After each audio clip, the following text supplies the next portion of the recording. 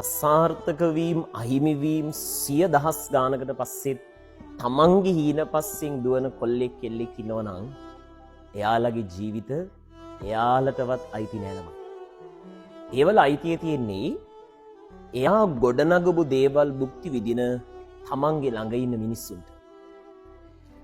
කට්ටක් කාලා ගොඩ යන කෙනෙක් ජීවිතේ වැඩියෙන්ම සතුටු වෙන්නේ තමන්ගේ වටේ ඉන්න මිනිස්සු ඒවල ප්‍රතිලාභ භුක්ති විඳිනවා, ඒ මිනිස්සු සැප විඳිනවා දැකලා.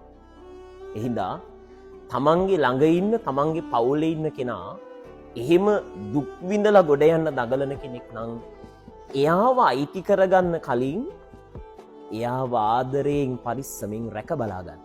මොකද එහෙම මිනිස්සුන්ගේ අතීත ජීවිත කතා ඇතුලේ තියෙන වේදනාවල් ටික එයාලගේ ජීවිත ඇතුලේ තියෙන අසාර්ථක වීම් වල දැරීම දන්නේ ළමයි මේ ස්වභාව ධර්මයේ විතරමයි.